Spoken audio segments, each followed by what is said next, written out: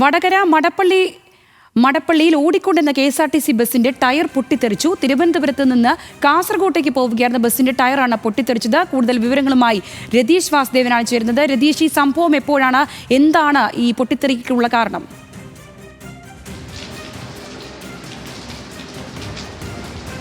സംഗീത, രാവിലെ 7:30യോടെയാണ് ഈ സംഭവം ഉണ്ടായത്. എന്തായാലും ആർക്കും അപകടമൊന്നും സംഭവിച്ചിട്ടില്ല.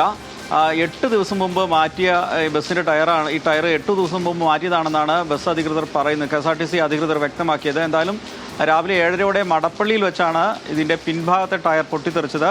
തുടർന്ന് ബസ് അവിടെ നിർത്തിയിടുകയും മണിക്കൂറുകൾക്ക് ശേഷം വടകര ഡിപ്പോയിൽ നിന്ന് പകരം ടയർ മാറ്റിയിട്ട ശേഷം യാത്ര തുടരുകയുമായിരുന്നു. ഏത് സാഹചര്യത്തിലാണ് ഇത്ര ദീർഘദൂര ബസ്സുകളുടെ ടയർ ഉൾപ്പെടെ ഇങ്ങനെ പൊട്ടിത്തെറിക്കുന്നതെന്ന് സംബന്ധിച്ച് പ്രത്യേക പരിശോധന നടത്തുമെന്നാണ് KSRTC അധികൃതർ പറഞ്ഞിട്ടുള്ളത്. എന്തായാലും ആളുകൾക്ക് മറ്റു ആശങ്കകളോ മറ്റും ഉണ്ടായിട്ടില്ല എന്നതാണ് ഈ ഘട്ടത്തിൽ പറയാവുന്നത്. ശരി രതീഷ്. കോഴിക്കോട് നിന്ന് രതീഷ് വാസുദേവനാണ് വിശദാംശങ്ങൾ പങ്കുവച്ചത്.